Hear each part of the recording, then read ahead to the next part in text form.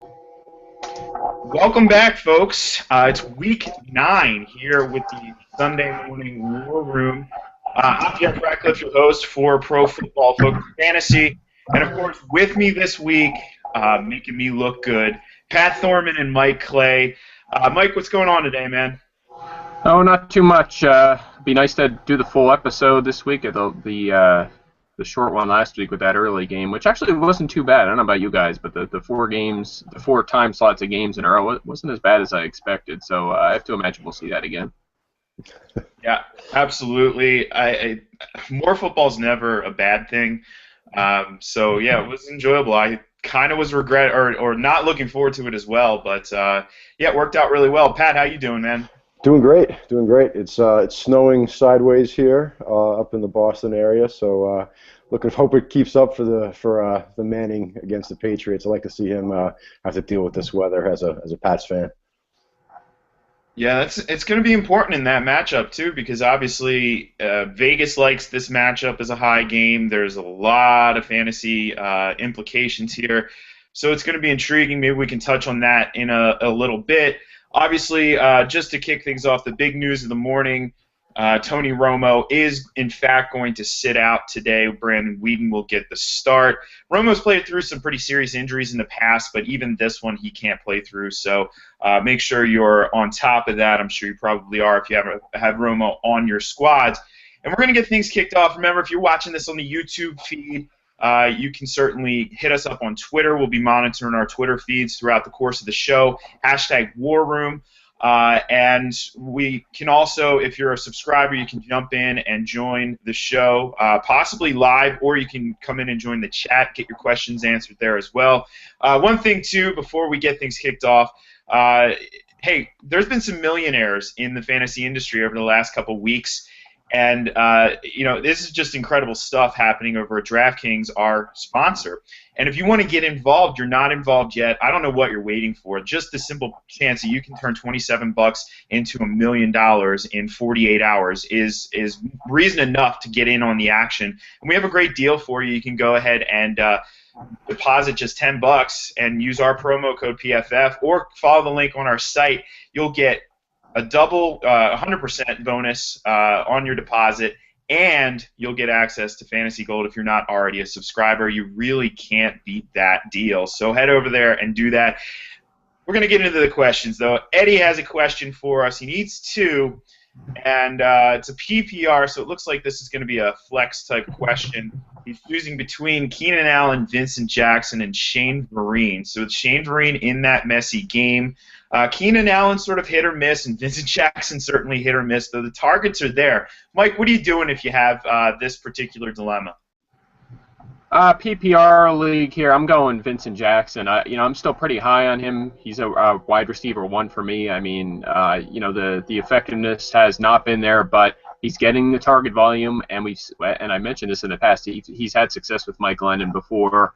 And, I think it's just inevitable that he's going to get it turned around, start scoring touchdowns. I did talk about him in my touchdown regression article. I think it was he's 2 of 10 on end zone targets this year. He's usually a lot more effective in that department. So you have to anticipate the touchdowns kind of turning around in the second half. I think he could score upwards of 5 touchdowns going forward. So I still like him a lot, and I think PPR gives him a tiny bit of an edge over a guy like Shane Vereen. And Keenan Allen, I like him a lot too, but I like Jackson just a little bit more.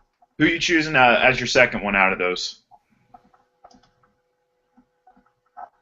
Mike? Did you hear me? What's that? Oh, we need 2? We need 2, yeah. Oh, 2. I'm going to go Vereen just because, it's very close, but I think that he's probably going to play a lot in this game where, New England's best-case scenario is probably a close game. Maybe they could hold the lead throughout, but it's going to be close, and that's going to mean they're going to be trying to score points through the air. And Denver defense also very tough as well, so I think Vereen's going to be on the field quite a bit. Yeah, actually, Vereen's one of those guys I've been tinkering around with in daily lineups because I think that, the very same thing. He's going to see a lot of action in this game. I know we don't like to trust Belichick, but this does seem like a script that's setting up for Vereen. So I'm probably going to agree with you. Pat, what are your thoughts on this one? Yeah, definitely. Vereen is the one that stands out to me right off the bat. I think it's definitely a Vereen type game. Jonas Gray would have a tough time sledding against, on the inside against Denver's run defense. And even with the weather, Vereen's average depth of target isn't very far, so that's not going to affect him too much. I think the receivers are a little bit closer than Mike does. I mean, Vincent Jackson's kind of been burning everyone, but like you said, the targets are still there. I do like Allen. I think they're going to have to throw. I don't think they're going to be able to run on Miami. They can't really run at anybody, to be honest. I would side with V Jackson at PPR, but I do think it's a pretty close call. So Vereen and V Jackson. All right, so there you have it, Eddie. Good luck with that one. We're going to go over to Austin's question next. Austin has looks like a running back issue where he needs to pick 3 in a standard league. Pretty decent stable. Some guys who've sort of come on here. He has one name sticks out right away. He says he has Jeremy Hill. Obviously, going to start him, but then choosing between McCoy, Brandon Oliver, Lamar Miller, and Jerick McKinnon. So a lot of decent options there, Mike. If you have to choose 3 of those guys, who are you going with? Well, with Donald Brown back, I mean, I don't know that he'll make a big impact, but I'm going to cut Oliver out of there just because he has other pretty good choices. I love Jeremy Hill this week. Cincinnati is a team that wants to run the ball with Hugh Jackson. This is a game where they should be able to beat up on Jacksonville. They should lead throughout this game. And, a lot of people talking about Jacksonville, they've been better on defense the last month. Well, look at their first 4-game schedule and then look at their schedule the last 4 games. It's a massive difference there without going through all the teams. It's been much easier the last month. So they're playing better, but it's still a plus matchup for Hill. I love him. He's a must-start this week in all lineups. The second running back, we need 2, right? 2 backs? 3 total. Oh, three. Okay. This one's a little trickier because I have McCoy, McKinnon, and Miller very close to each other. I think you have to go McCoy, obviously the most talented of that group, and in a situation here where you should be able to get plenty of reps today. The other one, McKinnon, Miller, that's a tough call for me, but I like the matchup a tiny bit better for McKinnon, so I'm going to lean that way. I also think he's a better player, so tough call there between McKinnon and Miller, but I'd lean towards the rookie. What do you think, Pat? Definitely Hill. Definitely McCoy. Second. Between Miller and McKinnon, like Mike said, it's close. I'm going to actually go with Miller. I think that he's probably going to get goal line. McKinnon might lose a little bit of passing work to Asiata. I know he still kind of hangs over there. So in the first, should be able to Miller and McKinnon. Miller over McKinnon. Go with McCoy and Hill. Yeah, that's close.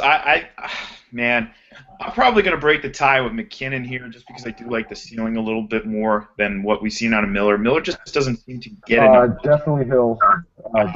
So, and folks, if you are tuning in here, if you're popping in, make sure you have your mic muted because we get a little bit of that feedback throughout the process.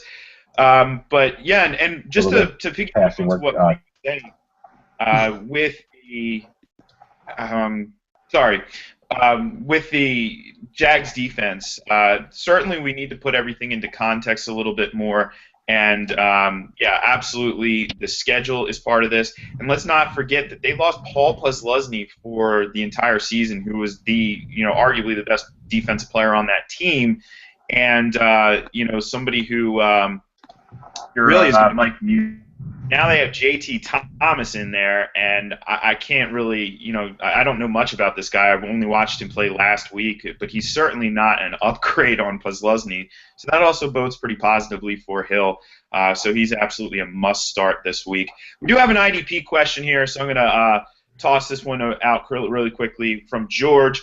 Struggling, picking the wrong guys, and he needs 3. He's got Michael Kendricks, Ryan Shazier, Emmanuel Lamore, C.O. Moore, and Harrison Smith. I'm going to toss Smith because of an option. I have good linebackers. I'm always going to go that direction over a defensive back.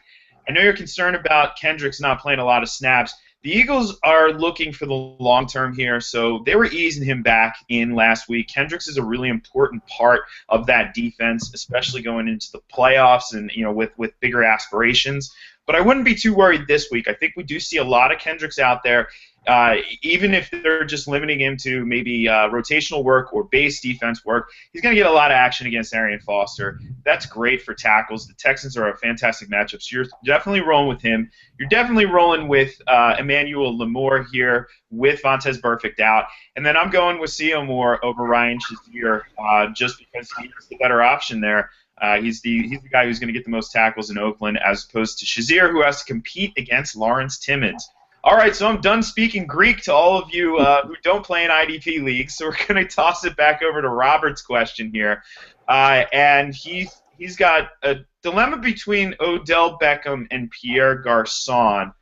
And, Mike, just, I guess, general thoughts here. What would you do specifically here? But then maybe general thoughts about this Washington passing offense as well, with Robert Griffin back in the mix. Yeah, there was some questions this week about whether or not Garçon was rosterable at this point, and I think that, he was starting to get to that, that borderline area with Colt McCoy and Kirk Cousins, but with RG3 back, we know that, they have more weapons now. Reed's healthy, Deshaun's there, but at the same time, just RG3 has relied on him so much over the last year or so that you have to keep him on your roster just in case. Now, is he a starting option? I think up against Minnesota, he's probably a borderline right now. I think he's probably a mid-pack to back-end wide receiver 3 this week. But that's not enough upside for me to start him over Odell Beckham. I think that Beckham, we obviously know he's a ton of talent. He was an early first-round pick this year in the draft, and obviously he's going to have to play a lot. This team is among the league leaders in 3 wide receiver sets. And, that's probably surprising considering how often they've used Larry Donnell, but they do use them 3 wide receiver slot, and he's number 2 on that depth chart. So I love Ruben Randall, I love Odell Beckham, and I love Larry Donnell as well. And if you're looking for a very deep sleeper, of course, Preston Parker, 6 teams on a bye, maybe you're desperate. That's not a bad flyer to take in this matchup where they're going to have to throw a lot against the Indianapolis Colts. So in this situation, it's Beckham over Garçon. Pat, you're shaking your head in agreement? Yes, I definitely agree. If Beckham or even Avonte Davis plays, he's going to see more Ruben Randall than Beckham. It's a great matchup. I think as far as RG3 is concerned, the most bankable thing this week is he's probably going to improve Morris's outlook a little bit more than the receivers right off the bat. They run better when RG3's there. And other than that, it's kind of a wait and see. So, yeah, definitely Beckham. And I think RG3 gives a boost to Morris more than anybody else right now. Yeah, and you have to like the matchup just in general here. It's going to be a high-scoring game, and Beckham, as Mike mentioned, just arguably the most polished receiver in this draft class, which is saying a lot considering this draft class. Look at every single week we're seeing more and more of these guys emerge in their rookie seasons. This is going to go down as one of the greatest wide receiver draft classes perhaps in all time. And Beckham really stood out in that group. So I'm going to agree with that and go with Beckham in that particular matchup. I'm interested to see exactly how things are going to go with Griffin under center. But it's one of those situations more or less you're going to want to monitor, not necessarily take advantage of immediately here. We were talking about Charles Sims before things got kicked off here. And as we started the show, Adam Schefter reported that Sims won't play this week. So that means we're really down to Bobby Rainey in Tampa. And before we get to the questions, we were kind of kicking this around. I want to throw this back over to you, Mike. With all of this news, what's your expectations for Rainey today? An interesting matchup against the Browns team that has made some running backs look pretty good. We saw Denard Robinson play very well against them in his sort of coming out game. But also a Tampa offense that really has sputtered over the last couple weeks. So where are you sort of positioning him overall? What are your thoughts and expectations for him with this matchup this week? Well, I think if you're building a daily lineup, this is a good guy to look at. He's going to see a ton of volume against, like you said, a Cleveland defense that he can score some points against. And, I kind of trace this back to weeks 2 and 3. This Buccaneers backfield is going to be shaped the same way with Sims had. It's going to be Bobby Rainey with Mike James behind him. And if you look at the carries there, Rainey had almost 80% in week 2. He had 65% week 3, which left James right around a quarter of the carries. And then even more importantly, if you're in a PPR league, you look at the targets. He saw 15% of their targets week 2, 24% week 3. That is a huge total. We're talking almost Matt Forte territory over those 2 weeks. So this is a guy that's going to see a lot of volume. And, with that being the case, of course, you have to just keep in mind this is not a very good Tampa offense right now. It's hard to expect them scoring a lot of points, but, the volume should be there. He can get up near 20 touches, so you have to look at him as a pretty good running back 2 option. And, again, as I mentioned, the most value is probably in daily formats where you're going to get him very, very cheaply. Yeah, absolutely. You're going to get 6,200 on FanDuel, which is actually kind of a little bit higher than you might expect, but he's dirt cheap on DraftKings and almost in must-start territory. I think obviously in cash games, you kind of in your GPPs, you almost want to make some plays like that to keep pace with everybody else who's making those plays, and then you have to find the one or two spots where you can separate yourself from the pack, especially in that millionaire maker, folks. All right, we have a couple folks who've actually been hanging out in the chat or in the hangout itself here, and maybe your mics are operational, so we're going to toss it over first here to John. John, do you have a question for us? I have a rest of the season question for you at tight end position. Jordan Reed or Delaney Walker? I've got to drop one probably next week. Man, no, that's a good question. Reed's constantly being beat up concerns me a little bit, but I still think he's good enough.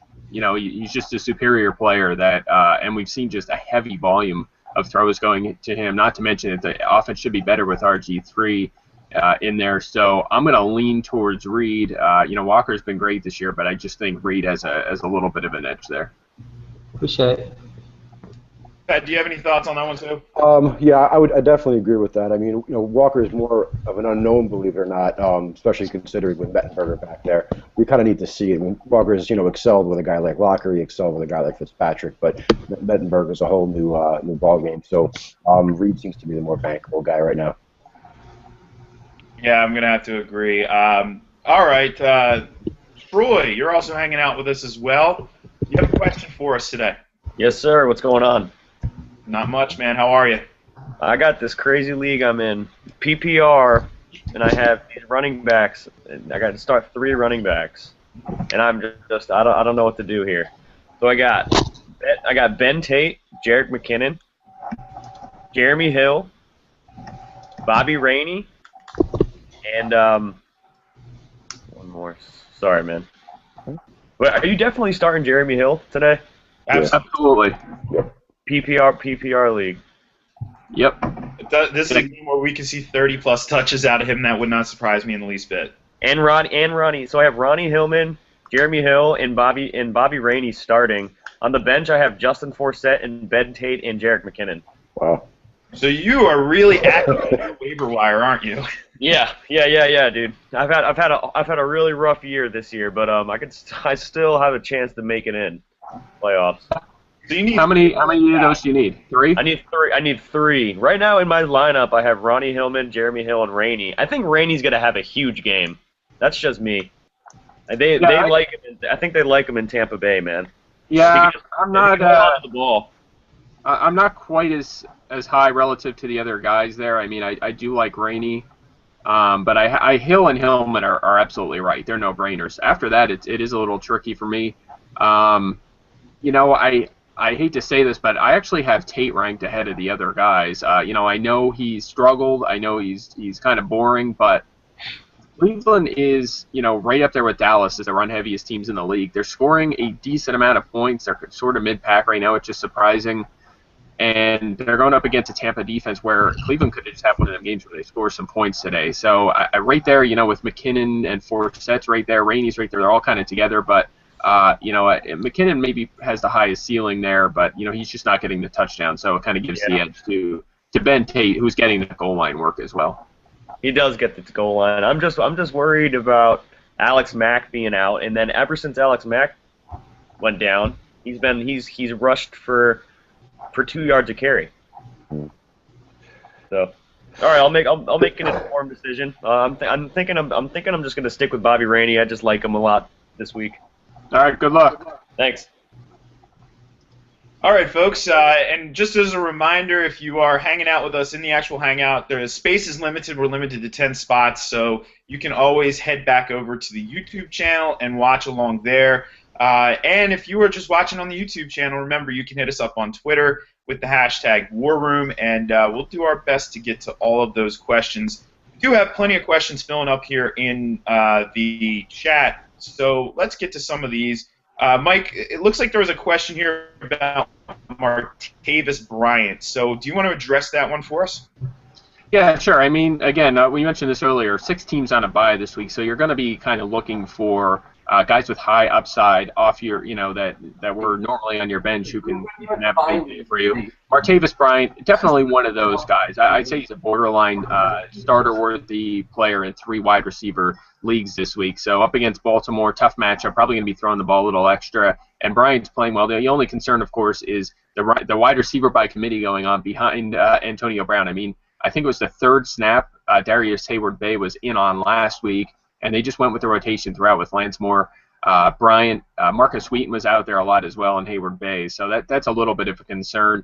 If you're going a bit deeper, a name I want to throw out there, I mean, if you're just desperate, you want to go, with a guy that like nobody's starting, nobody's really looking at, that could have just one of them breakout 2-touchdown, 160-yard games. Look at Paul Richardson in Seattle. I think it's just a matter of time for this guy. 2nd-round pick. He's playing a lot more now. And, arguably the most talented wide receiver on Seattle. We talked about this in the preseason with Jordan Matthews, arguably the most talented player in Philly. Well, Richardson, it only seems like it's going to be a matter of time before this guy, who kind of reminds you of Deshaun Jackson the way he plays, it could have a big game. So there's a guy to take it if you're just desperate there. That's a high upside guy, probably on waivers to look at. Yeah, he's got that water bug aspect to his game where he can just fly across the field. And again, another one of these wide receivers in this class. This class is absolutely loaded, so hopefully you've stockpiled them in your dynasty leagues.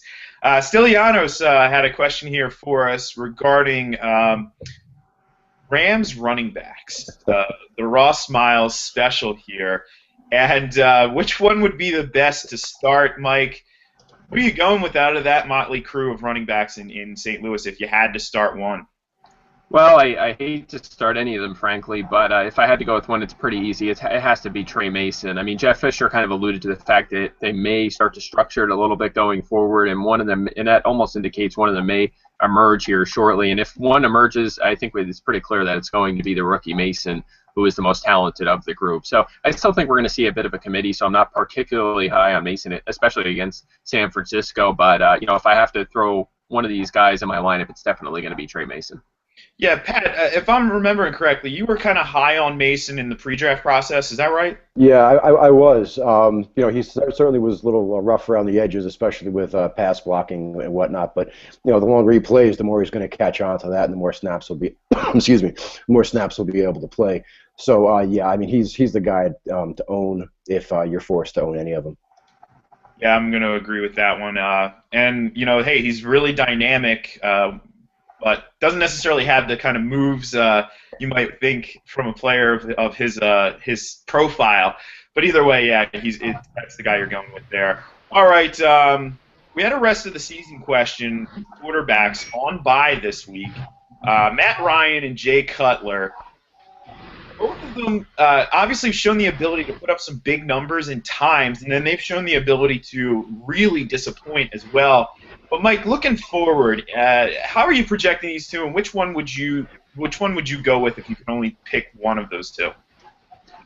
Oof, Ryan and Cutler. See, the reason I'm always going to kind of lean a little bit towards Matt Ryan is the fact that Atlanta is just so pass heavy. I mean, they're up there with what we kind of expected Dallas to do, which is throwing the football early and often, and they continue to do that. I mean, and it's an offense that went through a little bit of a rough patch there, but they were better, in the past game.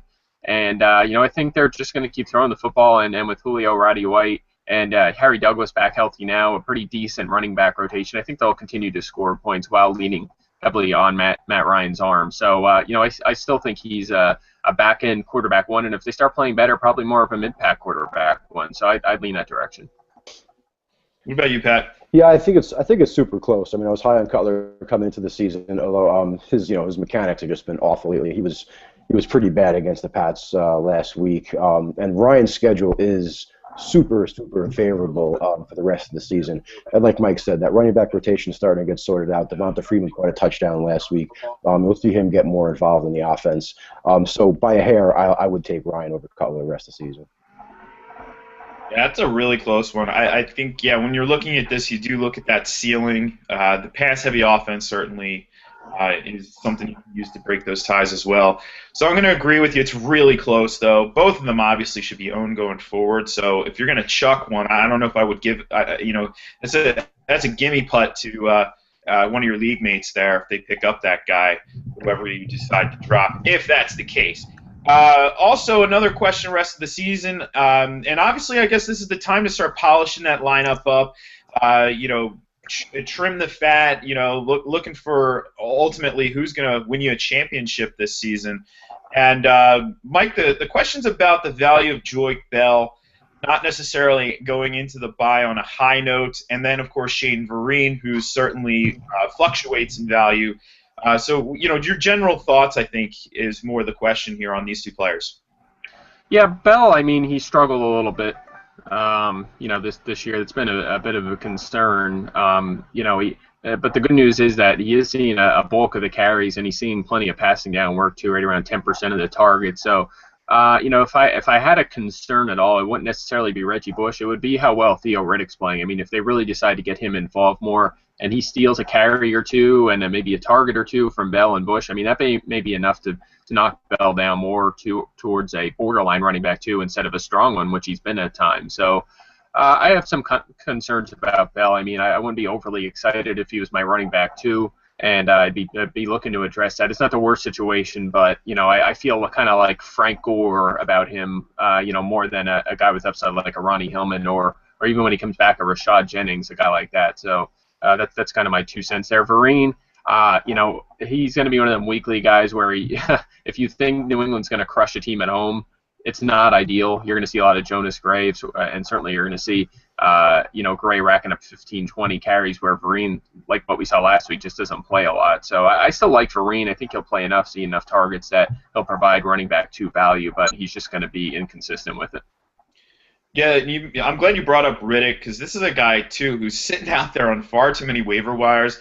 And let's face it, he's doing what we I guess sort of maybe expected a little bit out of Bush, but he just looks more dynamic, fresher legs, younger legs, and doing basically the same exact thing. So if Bush was to miss any time, all of a sudden, especially in PPR, Riddick vaults up in rankings. So a sneaky guy to stash if he's available, because this is one of those players, we see it every year, players who emerge and end up winning you as a result. Now, we have a wide receiver question. Let's toss this one over to Pat first. And Pat, the question is between Decker, Mike Evans, and Moncrief, and I think we could probably toss Moncrief because even though he's going to be more involved in this offense, you have to figure at best he is the 5th option, this week. So the big week last week, but you don't chase last week's numbers. But your thoughts on that if you had to choose one of those 3? I agree with you on Moncrief. I kind of like Mike Evans. I think he's coming along. I know he's had like 4 catches for 5 straight games, but the matchup's a little better. He might be dealing with Hayden today, which is should give you pause. But I mean, the Jets in Kansas City, you got Vic. Who the heck knows what's going to go on there? Kansas City's been playing excellent defense lately. That's a little more of a dart throw. Evans seems to be a little bit safer with a little bit of a higher floor. So if you're looking for a home run, maybe go with Decker, but Evans is probably the safer play this week. Thoughts on that, Mike? What's the list? Evans, and who are the others? Decker and Moncrief. Yeah, definitely Moncrief out. I think it's pick 1, so that would be. I have Evans just a tiny bit ahead of Decker. Yeah, I think that's your choice here. Hopefully the Bucs offense revitalizes a little bit there, but yeah, going with Evans in that one. All right, we have a question from Michael Jordan, which is pretty cool, and actually 2 questions from Michael. In a non-PPR league, are you going with Frank Gore or Bobby Rainey, and then we'll hit the other one up? I'll actually lead off with this one. I am going to go with Rainey here. I do like the fact that he's really projecting for a lot of volume here in a better than you might think matchup, as we highlighted earlier. So I'm going with Rainey. Mike, do you agree? Oh, yeah, easy one there. Definitely Rainey. Gore, again, barely sees any passing down work. And, carries may not be too far off. I mean, Carlos Hyde is stealing from Frank Gore for sure. So for me, an easy call. Got to go Rainey. Pat? Yeah, I agree with that. I think Kaepernick is more of a Kaepernick game this week against St. Louis. And like Mike said, Hyde is taking some from Gore. So Rainey's going to get the workload. All right, we'll keep it with you, Pat. Given this just insane weather conditions that you're experiencing up there in the Boston area. We really need to shine a light on this for everybody. And we actually do have a question here from Michael Jordan about Brandon LaFell. Now, how concerned are you? You're seeing it in person, so how concerned are you about the passing game of both Denver and New England here? If you have LaFell, would you start Michael Crabtree over him in this matchup? Yeah, I would certainly start Crabtree over LaFell. I think I'm a little bit lower on LaFell this week than a lot of people. He doesn't play inside very much at all, so he's going to get Chris Harris or he's going to get Talib.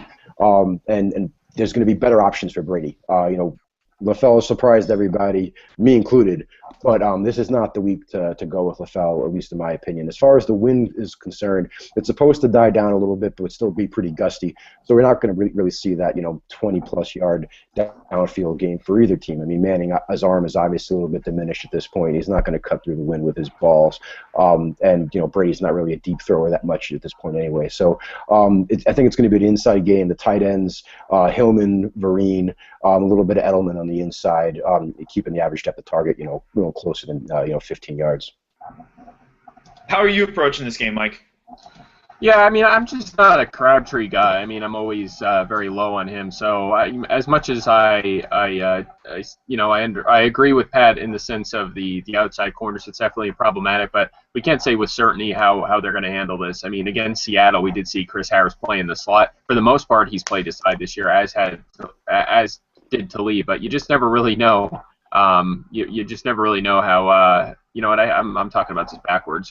I'm talking about New England's receivers and the cornerback. But nonetheless, you don't really know how they're going to try and cover LaFell in this game. I think that he may still have a pretty decent game. We've really seen a high target volume the last month or so. So I think he's going to be busy. And the other thing is, the wind, as Pat mentioned, you're up there, you're living through this, but it is supposed to die down, and it's supposed to not snow at all throughout the evening. Of course, that's the current weather forecast. So, tricky situation there, dealing with the weather. It always is. But I'm always low on Crabtree. I just don't like the guy. I didn't like him before the season. I don't like him unless the matchup's outstanding, and it's certainly not against St. Louis. So I would stay away, and I would still roll with LaFell today. Yeah, I have to agree that you're not gonna put too much emphasis. I know people freak out about this. I mean, maybe the kicking game, okay, sure, but we've seen big games out of Brady in the past in bad weather. So I'm not gonna overreact. But Mike, just in general, like if you're somebody who has Emmanuel Sanders, if you're somebody who has Demaryius Thomas, we have actually seen Peyton struggle a little bit in these bad weather conditions. So are you downgrading them at all, or is just stay the course and not worry? Well, I'm not really going to move many guys at all. Again, looking at the weather, it doesn't seem like it's going to be too horrible tonight. It's obviously going to be cold, but it's not going to be. It doesn't appear that it's going to be horrible snow and wind to the fact that the offense can't operate. And of course, severely cold weather and severe snow will impact. Severe wind or weather will impact a passing game, but it doesn't look like that's what it's going to be. It's not going to be 30-mile-an-hour winds. It's not going to be 0-degree weather. So it's just going to be a cold day, and I think that we're going to see sort of business as usual unless the forecast changes. Yep, fair enough. All right, question from Troy about linebackers rest of the season, Michael Kendricks or Curtis Lofton. The edge goes to Lofton just slightly here. Don't be concerned by the box score from Thursday night. Playing in Carolina is not an ideal venue for tackle production. In fact, if you looked at my tackle report this week, I went a little bit more in depth with some of the numbers, and we'll be unveiling some power rankings next week on home venues of where you really want to target your IDPs. New York is, spoiler alert, the New York Giants home crew is the best crew. So that means Colts, that means Giants this week. Upgrade all of them and get them in your lineup except for LaRon Landry because he's not going to be in the Colts lineup. So how about one from this list, Mike? Bobby Rainey, Derek McKinnon, and Nuke Hopkins. I think you have to. You said one. Is it one? Yep. I'm actually going to go against running backs for once and go with Hopkins, and assuming this is PPR, because man, those outside Eagles receivers have a hell of a matchup. Wow, I cannot talk today. The outside Texans receivers have a great matchup against the Eagles corners, who have been just a mess this year, as Jeff and I know well.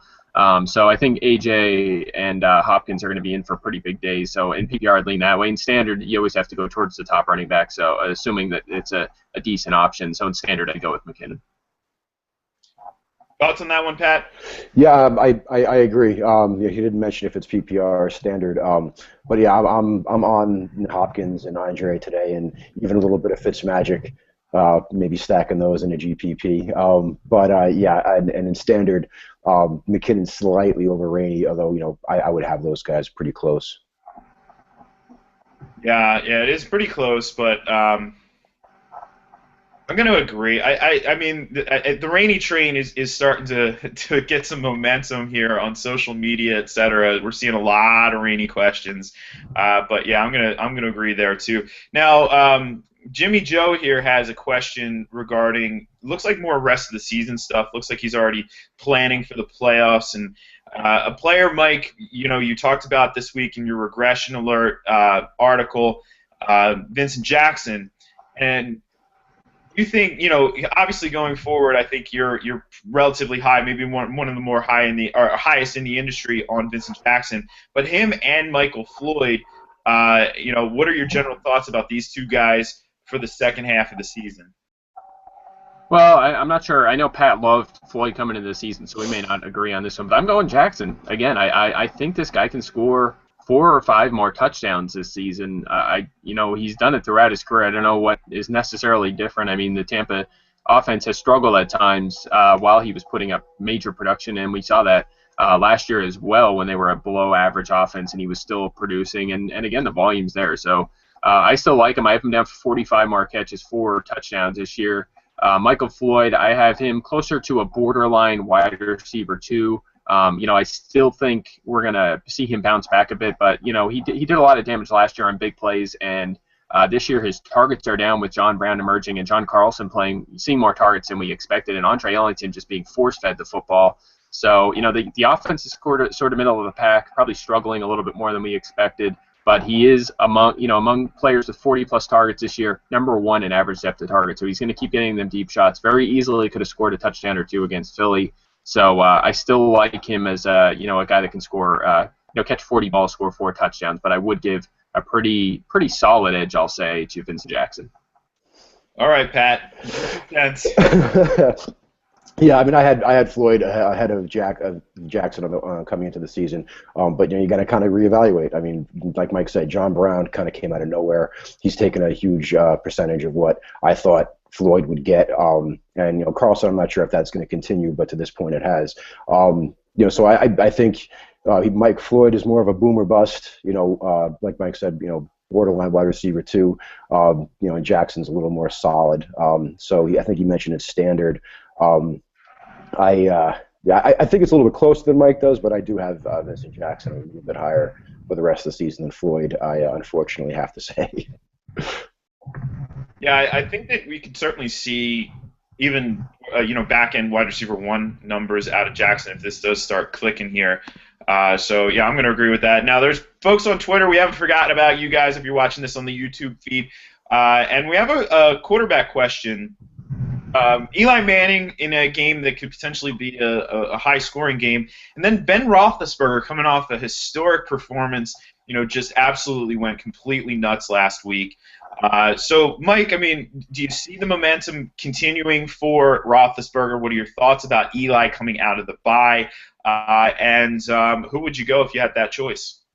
Oh, I'm going to go with Ben in this one. I think that it's pretty close. I think they're both borderline quarterback 1 options, but again, Ben playing well. I mean, Baltimore is a great defense, and Eli could end up in a shootout, but I'm just liking Ben just a pinch more. I think they're going to throw the ball a little bit more. I think probably I mentioned this earlier with Donnell playing well, and with Beckham coming on and then going so heavy with 3 wide receivers, kind of being overlooked is the fact that the Giants are extremely run heavy. When you adjust for game flow, especially, you see them leaning heavily on their running game this year. And that's somewhat of a reason to believe that it gives Ben a little bit of an edge there as well. Of course, game flow could go the other way. Manning could throw 50 passes. It's just not likely to go to that extreme. So with that being the case, I'm going with Ben. What about you, Pat? I have them one apart in the rankings this week. I think 12 and 13. I have Ben ahead.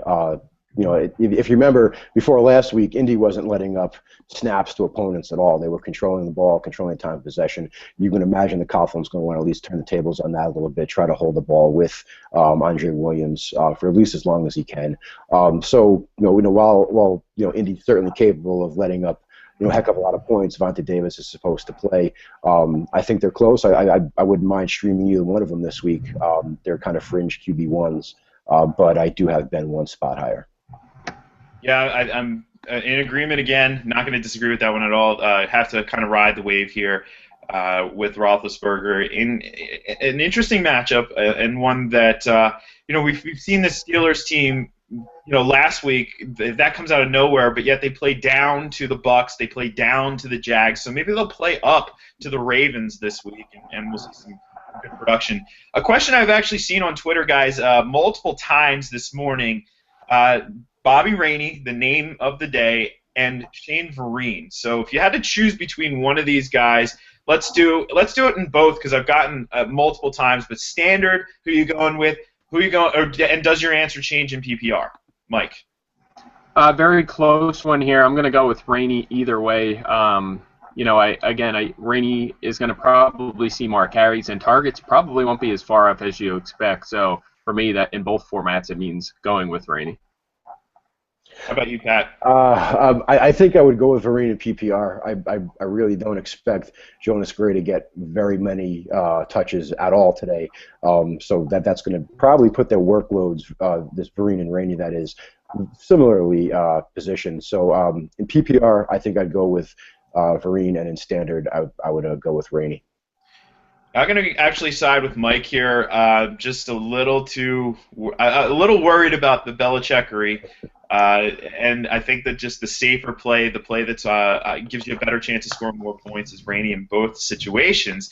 We got a question on Twitter. If you're watching this on YouTube, remember you can hit us up on Twitter with the hashtag WarRoom, and we'll get to those questions. Now, this one's interesting, and it's two wide receivers. Now, it's specifically for DraftKings, but I think this could apply across the board if you're having these sorts of choices. Two receivers in really good matchups, Mike. Ruben Randle against the Colts, and we've been talking about this one multiple times. Randle seeing lots of targets. And then DeAndre Hopkins against the Eagles, a fantastic matchup where we just see receivers put up monster points against the Eagles. So if you had to choose one of those two players, and DraftKings is a PPR format, I don't know if it necessarily makes much of a difference at all here, but who are you going with? Well, I'll let the numbers answer the question. I mean, and again, I love Nuke Hopkins' matchup. He could very well be the #1 fantasy wide receiver this week, so if you have him, start him. But this is the percent of the Giants' targets to Ruben Randle since week 3. Okay, not just since Cruz got hurt, since week 3. 33%, 26%, 36%, 31%, 31%. I mean, the guy is right up there with the elite in the league in terms of target volume. It helps again that they lean a little bit on the run, but he was a second-round pick back in 2012. He's emerging in his third year here as their #1 wide receiver, and he has some help with Beckham and Donnell stealing some targets as well in a good way, in a way where he doesn't have a ton of coverage rolled his direction. So it's hard not to like him. I think Randle, especially against Indy, where again they're gonna have to lean a little bit more on the pass than usual. He's in for a big day. So for me, it's Randle for sure. How about you, Pat? I have them two spots apart. I have Hopkins ahead. For all the reasons we talked about before, Eagles corners are struggling. Eagles run D is pretty good, so I think they're going to have to throw a little more. I think. You got Vontae Davis. It looks like he's going to play. He's going to probably get Randle a little bit. It's super, super close, and you can't really go wrong either way. They're both great plays, but I have Hopkins. I'm going to go with Randle there. And it's one of those. This is a double-edged sword for me this week. starting Randall in plenty daily leagues, going up against Randall in pretty much all of my other leagues. So I'm going to kind of be rooting for him and against him at the same time. Guys, inactives coming in, actives, inactives, and I think the biggest one that stands out to me as I'm scrolling through here is the news on A.J. Green. He is, in fact, going to be active and starting, but we know he's not 100%. And, really the idea here is that the workload could be potentially based on game flow. This is a game that, the script could dictate a lot of running. So, Mike, if you're sitting there, you've been waiting for Green to come back. How do you approach this week? Do you just not think about it and put him in the lineup, or are you a little bit more concerned about what he could see in this particular game? Yeah, it might be a little different if it wasn't 6 teams on a bye, which I keep referring back to. But there's just not quite as many upside guys available that are borderline wide receiver 3s. And Green may pay what the news is saying is maybe 30, 35 snaps. We've heard that before, and then the guy plays every snap, and sometimes they don't play at all. You never really know. But if he's cleared to play, it's an injury that's almost all the way back. He's probably going to play a lot. You mentioned they should be able to run against Jacksonville, but if he plays 30 snaps, it's probably going to be, and I just tweeted this as well, probably in the 85-90% range of pass plays. He probably just won't be in there when they're running the football. We see that a lot. We saw that with Jimmy Graham the other week when he was limited, and that just means there's going to be plenty of volume there for A.J. Green. So unless you're totally stacked at wide receiver, I would use him. If you're on the fence with him and another decent wide receiver too, go with the other guy. But if not, if you just have an underwhelming option there alongside him, don't play it safe. Go get Green in your lineup. You have a chance to, get a touchdown out of him up against Jacksonville. More inactive news coming through. Good news for LaShawn McCoy owners. Brian Cushing is going to be inactive for the Texans. We're going to see a little bit of Justin Tuggle. Mike Muhammad probably in there on passing downs. So that bodes positively. This is really their best tackler on Clowney out too. What's that? Clowney out too, and Jason Kelce back. Darren Sproles also back in that game. So we could see that Eagles offense return a little bit more to the running prowess we saw out of them earlier in the season. This is a good matchup. And hey, DJ Swearinger owners, this is your time. Get him in your lineups. You could have a lot of tackles in this game. A quarterback question on Twitter. So Brandon Weeden is obviously getting the start here, and the question is, do we roll with Brandon Weeden or Robert Griffin III? Obviously, question marks abound here. So, Mike, what are you going with in that particular dilemma? Well, I actually saw a funny tweet this morning. I can't remember who said it now. I wish I could credit them, but someone said, I guess Jaws said that Brandon Weeden is probably the best prepared number 2 quarterback, and someone said, so he's elite. Is he elite among terrible quarterbacks? Something like that. Weeden not very good. He has a plus matchup against Arizona. Teams like to run or throw the ball against them because they're so good against the run. So Weeden may get plenty of chances to throw, but he's just not very good. You can't rest your fantasy team on him. Whereas RG3 at least has upside. Remember, he was started out very well in that Jacksonville game week 2, a game that Kirk Cousins looked like an elite quarterback. He had that huge game. RG3 started out very well. He has a lot of talent, and that's why we've been on the show, I think, telling you to stash him just in the last couple of weeks. So for me, it's not even close. Up against Minnesota, get RG3 in your lineup. How about you, Matt? Yeah, I agree. I mean, it's not close. I mean, RG3. Yeah, this is one of those cases where you might be getting a little cute, overthinking it, and like I always say, don't overthink things. We do that in the U.S. The U.S. spent millions upon millions upon millions of dollars developing a pen that would work in zero gravity for NASA astronauts. You know what the Russians did? They used a pencil. Use a pencil, folks. Don't develop a high-tech pen. And yeah, RG3 is your guy there. Now, Ben's been hanging out here. He's got a question for us in the chat, and he's picking 2. He's got a running back and a flex. And it looks like we have a pretty healthy list here. Jerick McKinnon, Brandon Oliver, Shane Vereen, and Jeremy Hill. Obviously, we know we're starting Hill here. I don't think there's any question there. But if you have to go between Oliver, McKinnon, and Vereen, who are you going with as your flex play there, Mike? Man, we got to work some new names in. It's the same names every single time. Yeah, for me, I'm going McKinnon here. It's a pretty easy decision for me. I know Pat will probably mix Vereen there. It's got to be close, but for me, I'm going for McKinnon. Yeah, I don't know if we've had the Vereen versus McKinnon yet. That is a tough one. Yeah, I probably still would go with Vereen. And check my rankings in a second, but yeah, no, I'd go with Vereen close over McKinnon. Yeah, I'm still going to side with McKinnon here slightly, but it's close. Well, let's work some new names in. You want new names? I got you new names. Cordero Patterson, Reggie Wayne, and John Brown, 3 names we haven't talked about. We need to sit one of those guys, Wayne coming back to the lineup, Cordero seeing some targets, and Brown, really another one of those rookie wide receivers who has been just lights out so far this season when he's getting opportunities. So you're sitting one of those guys, Mike. Who is it?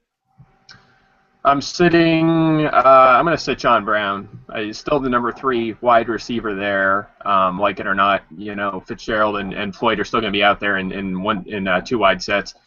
Wayne, Giants good against the pass, but I don't anticipate him being limited. It looks like he was close last week, the week off. So I like him in this matchup, and he'll get his normal share of the targets in one of the best offenses, probably the best scoring offense that is in Denver this year. And then I'm going to go with Patterson against Washington. He's finally started to get a little uptick in targets recently, and I think that'll carry over in this game. So I don't love him going forward just because it hasn't been there and the offense is so bad. But I do think that he is a guy that should be in starting lineups, borderline wide receiver 3 this week. A little bit ahead of Brown for me. Thoughts on that one, Pat? You sitting Brown as well? Yeah. Is it? Did he mention PPR? Doesn't mention it now. Yeah. No, I would sit Brown. I mean, he's going to be hit or miss. He's kind of like a tournament play in daily right now. But other than that, he's way at the back of the wide receiver 4 area right now. Yeah, speaking of daily, I think that this isn't a play for the faint of heart, but it's a GPP play. But if you're looking for a stack, I mean, the Bridgewater price tag is nice, and Patterson's price tag is nice as well. Can save you a lot of room elsewhere. And, if that one hits, it could be really big if we get a huge game out of Patterson. We know the ceiling's there. So, again, it's that classic low floor, high ceiling play, but you could do certainly a lot worse than that as a stack. We have an IDP question here in the chat from Jim. He's asking about Rashad Jones or Prince Amukamara. Better player this week, better player rest of the season. The answer is the same for both. It's Rashad Jones. Jones has come back, and this is a guy last season we saw put up triple-digit tackles. He fills up the stat sheet. He already has a sack and an interception after returning from suspension, and he's putting up tackles as well. That's not going to change. There's a lot of opportunity for tackles there with that linebacker core being as banged up and as sketchy as they are in Miami. So no question for me there. I'm going Jones with both examples or both questions. Heading back over to Twitter, and plenty of rainy questions, plenty of Ruben Randall questions. You're starting these guys, but one question too, and this is something I probably should get to since we're on the IDP topic. We got 6 minutes left in the show. We'll do a bunch of stuff in those last 5 minutes. But the question's about Mark Barron. Mark Barron going to St. Louis, the big trade, right? Not many big trades in the NFL, but the big trade. And, what is my thought on it? I think this is actually a really good move for him going into a Greg Williams defense that tends to use the defensive backs in a lot more aggressive fashion than what we see out of Lovie Smith. And Barron just never really fit what Lovie wanted out of him. So, the writing was on the wall for this once they signed Major Wright, who's a Lovie guy. You almost knew there was something up there. And, hey, they got something for Barron. So I guess, both sides kind of make out on this one. And now Major Wright does become fantasy viable, too. So you're going to keep an eye on him this weekend. All right, we have here's some names we haven't actually really talked about today so far from Eddie. Zach Ertz or Jordan Reed in a PPR, Mike? Ertz or Reed? Ertz's targets are up this season, but I'm going to go with Reed just because the volume has been ridiculous, well over 20% each of the last 3 games.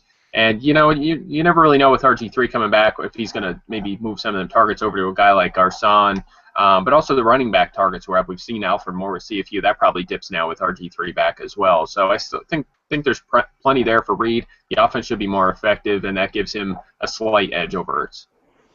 Yeah, I agree. I have Ertz 10 and Reed 8 for the week.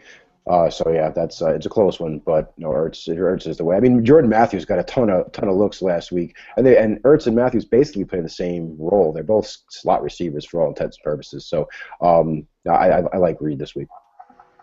All right, we're always looking for an edge in non-IDP leagues at that team defense position. I spend a lot of time looking at this each week. But I do like to toss it back over to you guys because you've been doing really well. Mike, you've been really, knocking the ball out of the park with your rankings for team defense. So, if you're streaming a defense this week, who are you looking at, a defense that isn't necessarily going to be owned in a lot of places? Because this is a really tough week. So do you have any nuggets for the folks if you're streaming a team defense? Yeah, I think probably the best. I mean, my ranking: Cincinnati, Kansas City, Arizona. You're probably going to see them owned in a lot of leagues. At least that's what I found in streaming through waivers, which is something I do a lot because my defense rankings are usually all over the place compared to the industry. I base them pretty much off of my projections and kind of reverse engineer the defensive rankings. And so the team I got the most this week was pretty much Washington going up against Minnesota. That seems kind of like a no-brainer. Obviously, a pretty great matchup there for them, and they're a team that's not going to be owned in most leagues. So that's the defense I'm streaming most often this week. I actually like the other side. I do like Minnesota, and they've been a stream over the last couple of weeks. Pat, any others that you're looking at this week? Yeah, I mean, besides the top 3 of mine, which is Kansas City, Seattle, and Cincinnati, I do think San Francisco is right there with them. St. Louis can't protect anybody, and I think Austin Davis was under pressure 60% of his dropbacks last week. So if they're available, and they might have been cut, especially with their bye, San Francisco is definitely a great play. Cleveland's another one against Tampa. They're kind of mistake prone, and I agree with the Vikings against the Redskins. Yeah, there is opportunity here, and that's the important thing this week. Plenty of opportunity, even though there's so many teams on bye, and this is a week where you can get some separation. We have 3 minutes left in the show. It doesn't really look like we have any questions lining up here, so if you do, we do have a question quickly about Kenny Britt. Is he a viable start now with Brian Quick out for the Rams, Mike? I'm still not overly excited about him. I mean, again, today they have San Francisco. It's not an ideal matchup there. So he's outside my top 36. Obviously, the number 1 wide receiver in any offense, especially the Rams, who are doing better than they were earlier in the year with Austin Davis now. They're performing better, more of a mid-pack offense rather than a terrible one. So I think, and we certainly know the guy has the talent. We've seen that in the past. So he's worth rostering. It's just not a guy I feel safe within my starting lineup, especially this week with the Niners. All right, 2 minutes left in the show. Pat, Joique Bell or Ryan Matthews rest of the season? Bell for sure for me. You figure when Calvin gets back, the Rat offense is going to be playing a little bit better. He gets the goal line. Matthews is coming back into kind of a quagmire with Oliver there. You don't know how that's going to shake out. Their offensive line's awful. So Bell pretty solidly. Anytime we can work quagmire into the is a good day for sure. Mike, closing thoughts on Week 9. Oh man, I don't know. The only thing I'd say is I think a lot of people are going to overreact to the Patriots-Broncos game. It doesn't look like weather's going to have as much of an impact as it seems right now. And Pat, you're up there, but it's slowing down already. You look at the forecast; it just doesn't look like it's going to be as horrible as many see now, talking about this major snowstorm.